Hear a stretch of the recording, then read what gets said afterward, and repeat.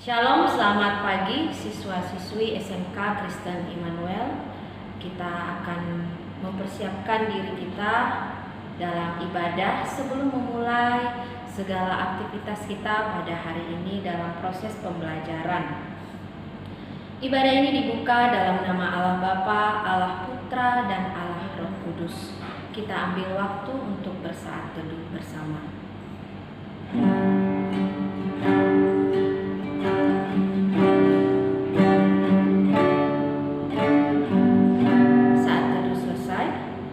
Dalam Mazmur pasal 66 ayat 1. Bersorak-sorailah bagi Allah, hai seluruh bumi. Mazmurkanlah kemuliaan namanya. Muliakanlah dia dengan puji-pujian. Kita mau menyembah dia, kita mau memuji dia, memberikan kemuliaan dan hormat. Kita katakan sebab kau bersama.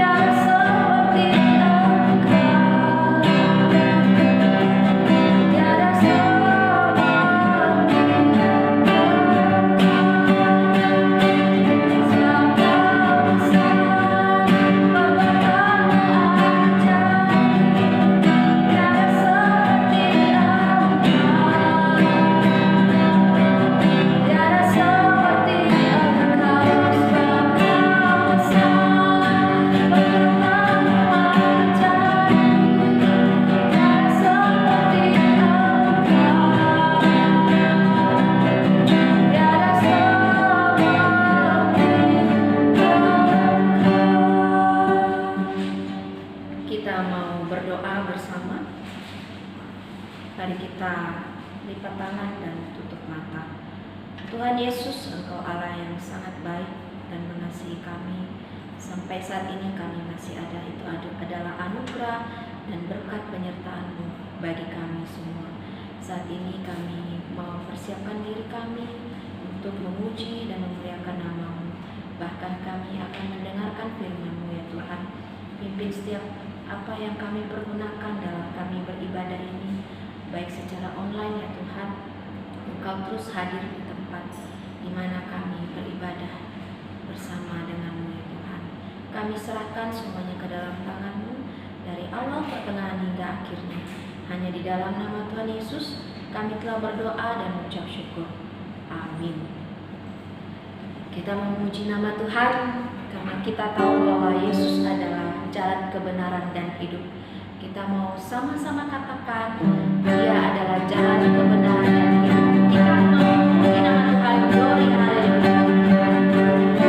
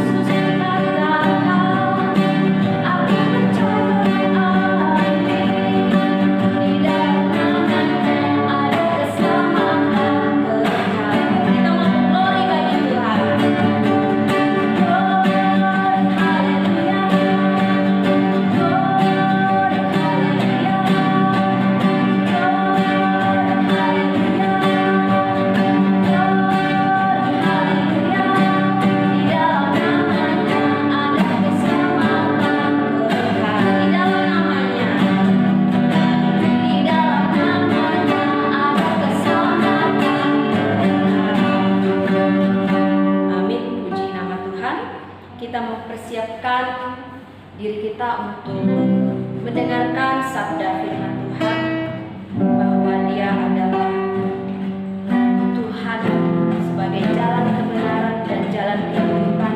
Kita mau berharap kepada Tuhan kita. Kaulah harapan.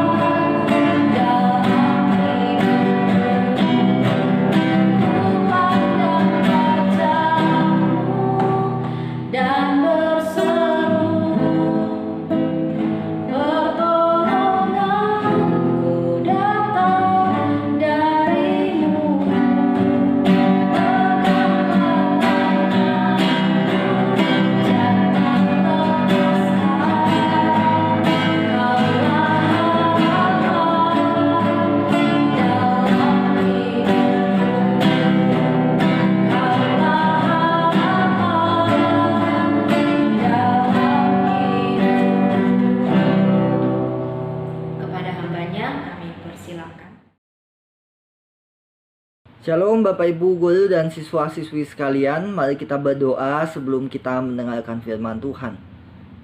Kami bersyukur Tuhan kalau kami boleh memuji menyembah Engkau di dalam ibadah yang kami lakukan. Kami juga bersyukur kalau kami boleh disapa mendengarkan firman Tuhan. Kami serahkan waktu ini sehingga Tuhan menolong kami, sehingga kami boleh dimampukan untuk memahami apa yang menjadi isi hati Tuhan, apa yang menjadi kebenaran bagi setiap kami dalam kami menjalani kehidupan kami di tengah dunia ini.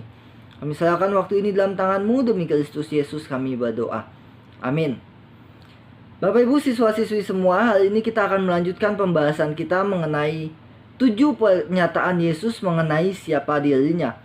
Dan tema yang akan kita renungkan hari ini adalah pernyataan Yesus yang menyatakan bahwa dirinya adalah kebangkitan dan hidup.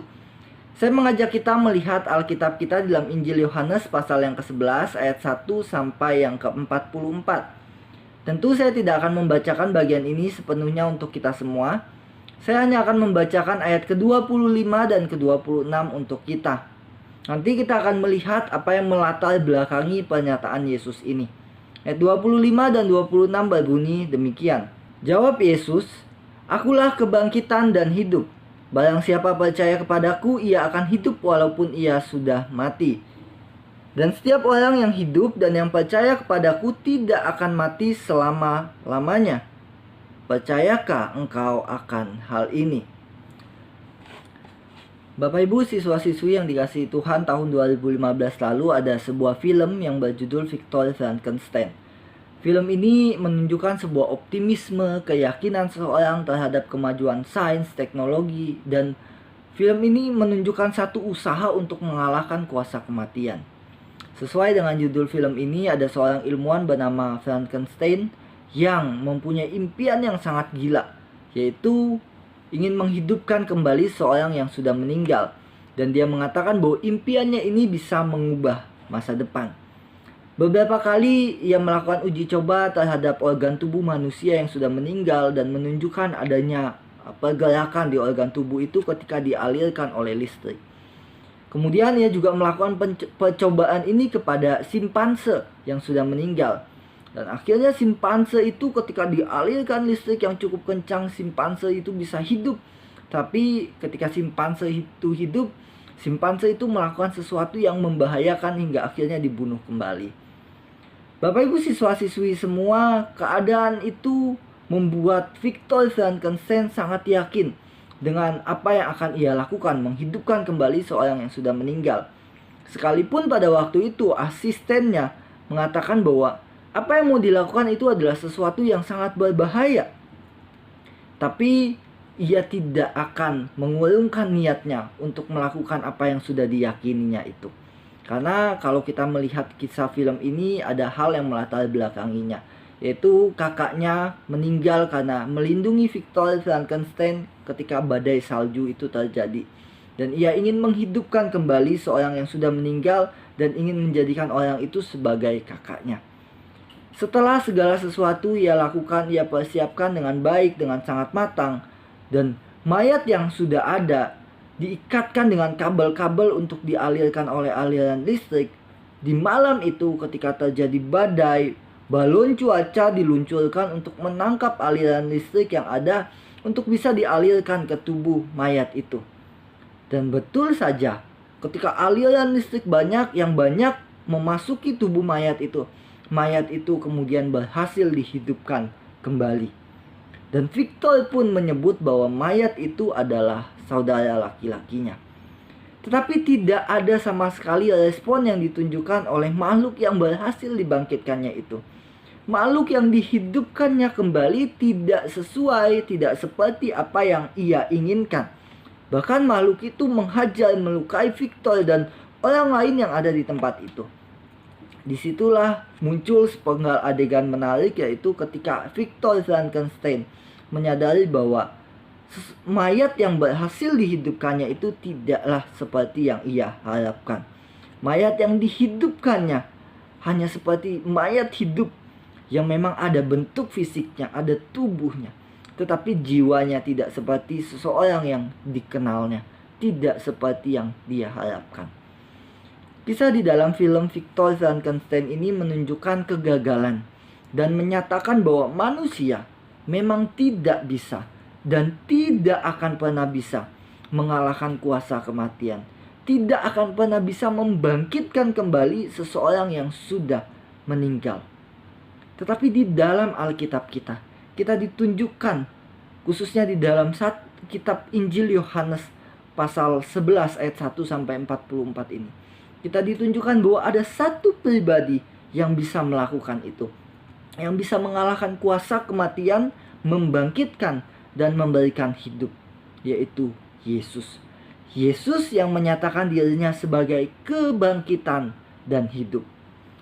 Bapak Ibu siswa-siswi semua, pasal 11 ini dimulai dengan diperlihatkannya kepada kita ada seorang yang bernama Lazarus yang sedang sakit. Ia adalah saudara Maria dan Marta. Di dalam kisah lain kita bisa menemukan kisah mereka. Maria dan Marta mengirimkan kabar kepada Tuhan Yesus bahwa Lazarus, seseorang yang dikasihinya, itu sedang sakit. Dan kabar ini pun sampai di telinga Tuhan Yesus. Tentu kemungkinan besar sakit yang dialami bukan sakit yang biasa seperti batuk, flu, pilek, sakit kepala, tidak seperti itu. Dan Yesus yang mendengar kabar itu pun berkata demikian di ayat 4. Penyakit itu tidak akan membawa kematian, tetapi akan menyatakan kemuliaan Allah. Sebab oleh penyakit itu anak Allah, yaitu Yesus, akan dimuliakan. Memangnya apa yang akan terjadi dengan penyakit ini? Sehingga Tuhan Yesus berkata bahwa lewat penyakit itu anak Allah, yaitu Yesus, akan dimuliakan. Nanti kita akan menemukan jawabannya. Tapi ada satu hal menarik yang ditunjukkan di bagian ini di ayat yang ke-6. Bapak Ibu siswa-siswi semua, kalau seseorang yang dekat dengan kita sakit, apalagi kita begitu mengasihinya dan bukan sakit yang biasa, tentu kita akan cepat-cepat bertemu dengan dia, menjenguk dia. Karena mungkin itu akan menjadi pertemuan kita yang terakhir dengan orang yang kita kasihi. Tapi yang menarik di sini adalah apa yang ditunjukkan oleh Yesus. Ketika mendengar bahwa Lazarus sakit, Yesus dengan sengaja mengajak semua muridnya untuk tinggal 2 hari lagi di tempat di mana mereka berada pada waktu itu. Dan setelah 2 hari itu, baru Yesus mengajak semua muridnya untuk pergi kembali ke Yudea, tempat di mana Lazarus berada. Tapi di momen ketika mereka akan kembali ke Yudea, di situ Yesus berkata kepada semua muridnya bahwa Lazarus itu sudah meninggal. Dan betul saja ketika Yesus tiba kembali ke tempat itu, Yesus mendapati bahwa sesudah 4 hari lamanya Lazarus itu sudah meninggal. Mungkin kita sekarang bertanya-tanya, kenapa Yesus nggak langsung datang? Kenapa harus menunda sampai 4 hari lamanya untuk menemui Lazarus yang sedang sakit itu? Bapak Ibu siswa-siswi semua, pada zaman itu 4 hari adalah waktu yang diberikan bagi pihak keluarga, orang yang terdekat, untuk menerima sebuah fakta bahwa seseorang yang mereka kasihi memang sudah betul-betul meninggal. Dan kalau kita membaca kisah ini secara utuh, keseluruhan, maka kita akan melihat bahwa ketika Yesus datang, tidak ada lagi diskusi apakah Lazarus sudah meninggal atau enggak. Dan pihak keluarga, khususnya di sini Maria dan Marta, pun sudah menerima kenyataan bahwa Lazarus itu memang sudah meninggal, sekalipun mereka masih berduka pada waktu itu. Kita yang hidup di dalam dunia yang semakin berkembang ini, dunia modern ini, dengan kecanggihan teknologi, perkembangan dunia medis, maka kita akan dengan mudah tahu, meyakini kabar tentang kematian. Apalagi kalau dokter yang sudah mengatakannya.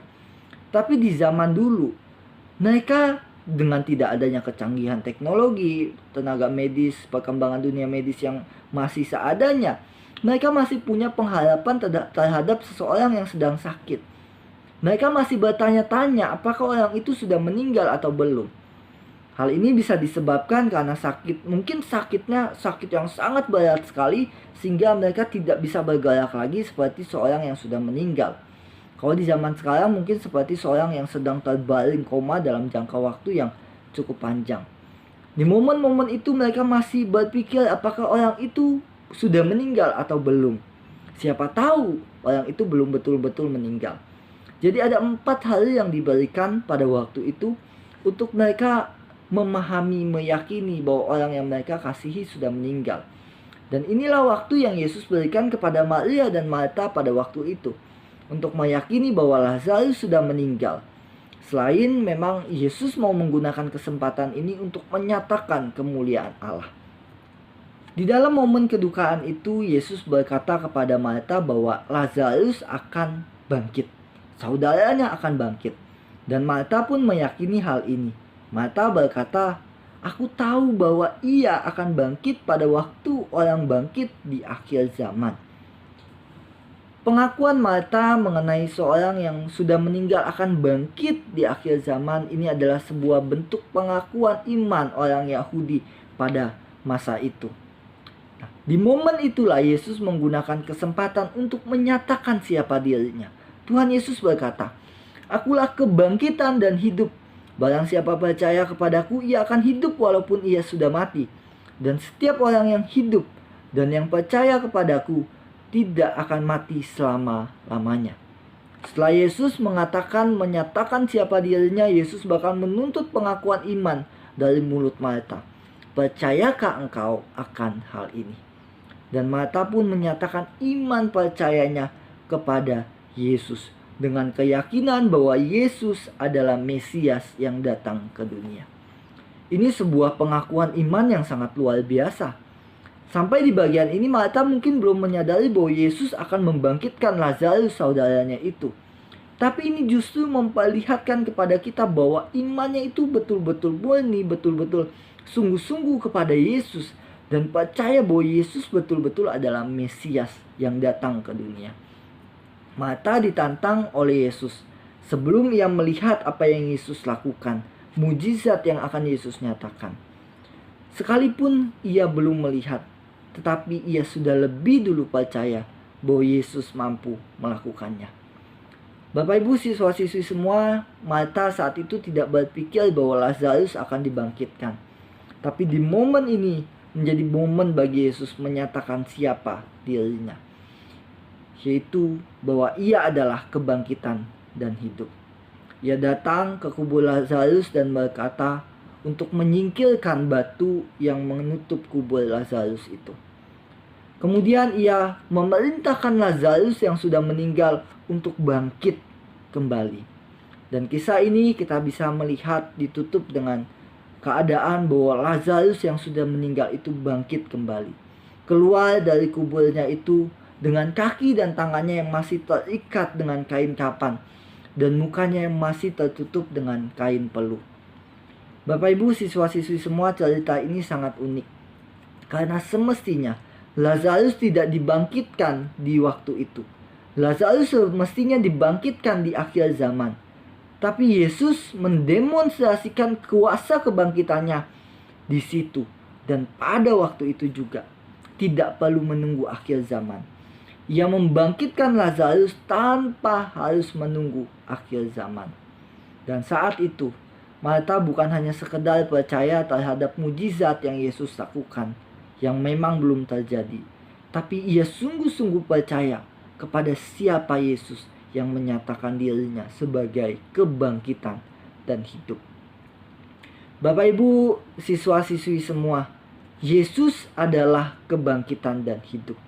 Yesus memberikan hidup yang kekal, pengampunan dosa, keselamatan, sehingga ketika kita meninggalkan dunia ini kita akan mendapatkan hidup yang kekal itu. Yesus juga adalah kebangkitan. Setiap orang yang sudah meninggal akan dibangkitkan, diberikan tubuh kemuliaan yang baru yang tidak akan binasa seperti tubuh jasmani ini. Dan Yesus sudah menyatakan hal ini bukan hanya kepada Lazarus saja, tapi ia menyatakan melalui dirinya. Ketika ia datang ke dunia, ia mengorbankan dirinya mati di kayu salib untuk menebus dosa manusia, menyelamatkan manusia, memberikan hidup kepada manusia.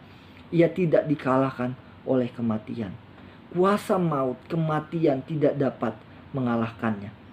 Pada hari yang ketiga ia bangkit, ia hidup mengalahkan maut.